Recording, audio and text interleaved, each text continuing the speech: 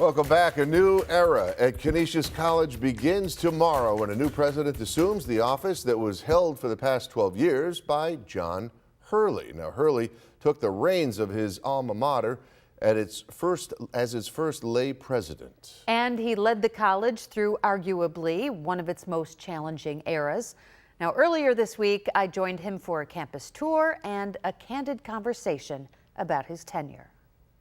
When I became president, to see Father McGinley and Father Dembski, and then we hung Father Cook's picture, you say, wow, there's some giants there. Standing in the hall of former Canisius presidents, John Hurley takes a moment to reflect on the work of his predecessors. It was really a whole lot less complicated. Today, it's so the legal and the compliance and the emotional things. And in 2010, Hurley was installed as the 24th president of the private Catholic Jesuit College and the first non-priest in that post. There were immediate challenges.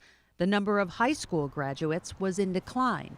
There was also increasing competition for students from other nearby private Catholic colleges like Dieuville and Damon. Plus, the state's Excelsior Scholarship was offering free tuition. It all meant fewer students landed at Canisius, and that forced the college to cut a number of programs and faculty. we were in a place that no one wanted to be, and it required some hard decisions. I didn't think, and I remain convinced, it didn't mean sitting and hoping that tomorrow would be better. We had to make tomorrow better.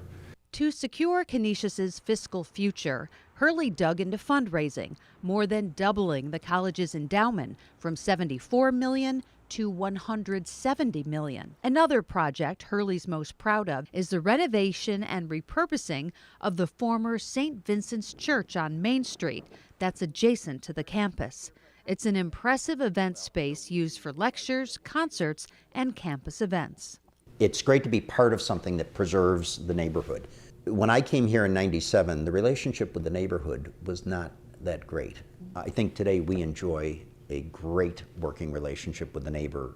But yeah, this building was 1934, and this was about the same time. Our walk through the quad leads to the spiritual center of campus life, Christ the King Chapel. And for Hurley, it represents the heart of his drive and motivation. So you get the great Jesuit saints along here: Ignatius, Xavier, Canisius, Bellarmine. How has your faith formation really helped you succeed as a president? It meant everything. It really did. One of the things I realized in the midst of any sort of challenging situation is God isn't here to solve our problems. God is walking with us as we solve our problems. And one of the more challenging problems Hurley took on was the priest sex abuse scandal in the Buffalo Catholic Diocese.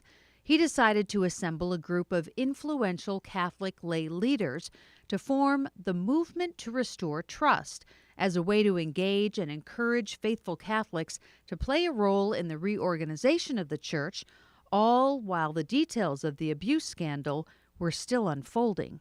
What are your feelings about it now? Was it well worth the effort and maybe distraction that it was to Canisius? We garnered a great deal of national respect for what we did here in Buffalo. And Canisius College in particular being the situs of it, I think people came to see that this was a very, very important thing. Was it a surprise to you to find out the depth and the breadth of the problem here, the level of the abuse here? It was a surprise because, and we said this at the time, we had always been assured that Buffalo was somehow different than other places. Did you feel misled by Bishop Malone? Eventually, the movement to restore trust, you did revoke your support from the bishop. Do you have mixed feelings about that? Do you feel that was still the right thing to do? To be in a position where we were saying we essentially did not have confidence in his ability any longer was very difficult. On the other hand, I think we all thought that the diocese was in a kind of free fall at that point, and we weren't sure what the end game looked like, so something had to happen.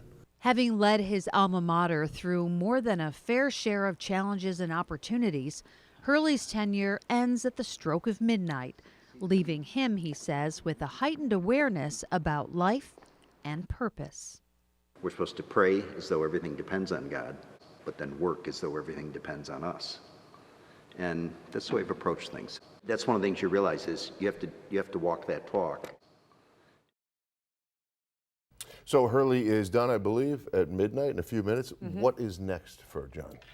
Well, tomorrow, Friday, he's hosting a group of friends for what he is calling the first day of the rest of my life 100-mile bike ride. Really, 100? Yeah, it's the only thing that is set in stone right now. He says that he's going to take some time, rest up a bit, but I have a feeling that it won't be long before we hear about his next venture. Yeah, I'm sure he's not done yet. Yeah, no, and he deserves a rest first, though. He does, that's for sure. Thank you, Mary Alice.